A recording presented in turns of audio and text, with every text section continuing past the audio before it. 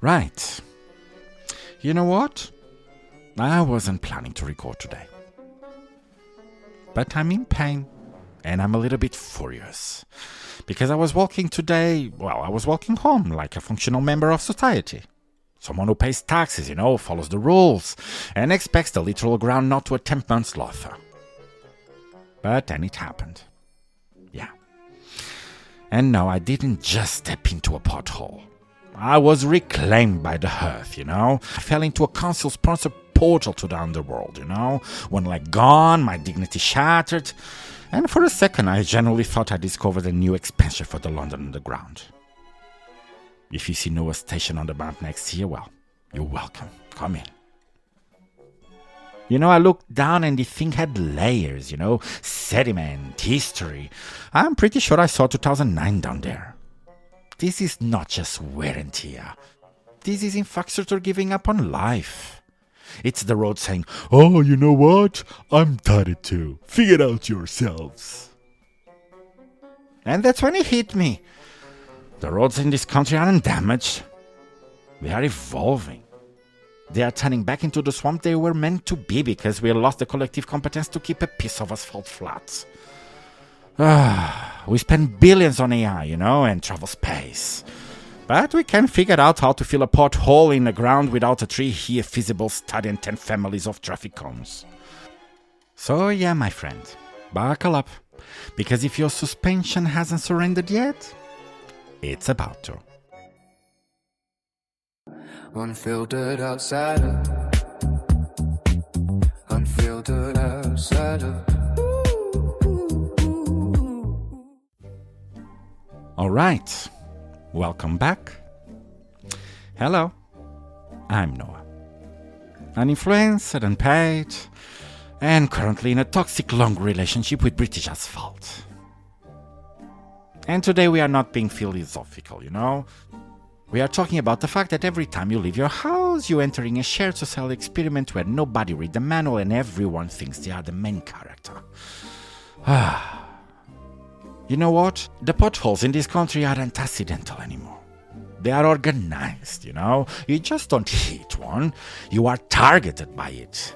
Yeah, you approach slow, angling your car like you are defusing a bomb in a war zone. Yes, whispering apologize to your suspension. And praying that the sound you are about to hear is not the sound of your savings account evaporating. But yes, you know that sound, right? That deep metallic clunk that instantly translates into a mechanic summer holiday. It's amazing. I saw a pothole the other day that had actual sharp edges, That's not erosion, that's ambition. At this point, I'm convinced the local councils aren't fixing them because they are studying them as a new form of geological event. And do you want to talk about the interpretive dance we're all doing? Left, right, full swerve. From a bird's eye view, well, we must look like a nation of drunkards, yeah?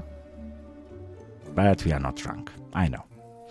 We are just trying to survive a commute that looks like a surface of the moon. You follow someone, they jerk left, and normally you think they lost their mind. But then, boom, a cannon appears where the road used to be. Now the whole line is doing synchronized survival. It's pathetical. We pay premium taxes for third world infrastructure. And the cons. Oh my God, the cons. There are always cons. Everywhere, thousands of them. Glowing in the dark, guarding absolutely nothing. No workers, no machines. Just a family of plastic holes holding a meeting about how to ruin your Friday. Normally they put up signs that says temporary traffic lights. But they are temporary since, 2016. And somehow those lights are always red. Always. Even if there is not another car within the 5-mile radius, you're stuck there, staring at a plastic red circle, wondering if this is a moment you finally slap and drive into the abysm. Oh my God. And do you want to discuss the human element? Because if the road is broken, the drivers are clinically delusional.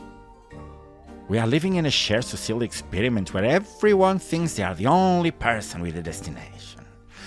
Yeah. Let's start with the just 5 minute specialist, right? You know the one, right? Of course you do. Parking a disabled spot or blocking a delivery entrance with a hazard lights on.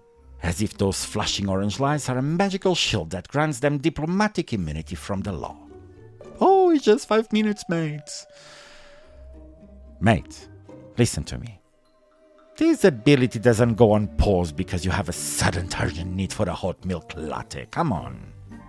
You aren't parked, you know that, right? You're just asserting that your convenience is more important than the basic functioning of a civilized society. It's peak narcissism. And then we have my personal favorite, yes, the indicator historian. Oh, my friends, this person doesn't indicate before they turn, no. They indicate after they already moved. What is that for, mate? Are you documenting the past for future archaeologists, or... Oh, by the way, for the records, I did turn left 3 seconds ago. Thank you, Captain Obvious. That information is about as useful as a waterproof towel. You aren't communicating anymore, you're just checking a box so you can feel a good driver, while the rest of us are slamming on our brakes to avoid killing you. And don't get me started on zebra crossing gambler, right? Because they always make eye contact with you. They see 1.5 tons of metal hurtling towards them, and they step out anyway. And they don't walk, they stride. Slow, deliberate steps. Like this is a spiritual trust exercise, and I'm supposed to grow as a person by not turning them into a pancake. Amazing. And then we also have the car park predator, You're trying to reverse out of a space, your indicator is clearly on, and they are just there, hovering, too close, breathing down your bumper like they are trying to pay your rent. And when you finally pull out, well, they dive into a spot like they have just won the finals at Wimbledon. It's a parking space, mate, in a supermarket. Calm down. You didn't conquer the nation, you just found a place to leave your car while you buy more things you don't need. As usual. We are not driving anymore. We are just competing to see who can be the most insufferable person on 4 wheels.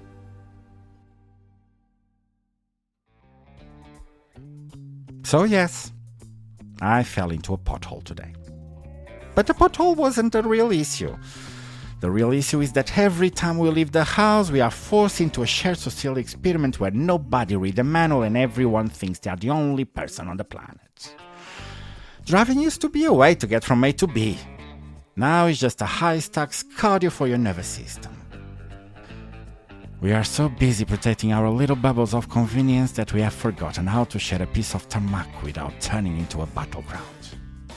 Anyway, if you have managed to survive the UK roads this week without losing a tyre, or your temper, or your last shred of belief in humanity, well done. You're stronger than I am. And if you're driving home now, pray that the pavement outside your door hasn't decided to open a new branch for the underworld overnight. Go find me at Unfiltered and tell me about the worst driver you saw today. The one who made you want to sell your car and buy a horse. Or better yet, tell me about the pothole that currently has its own postcode in your neighborhood. I will see you next time, if the asphalt allows it. Uninfluenced, Unpaid, Unfiltered. I'm Jackman, and this is the Unfiltered Outsider. Unfiltered outsider. Unfiltered outsider.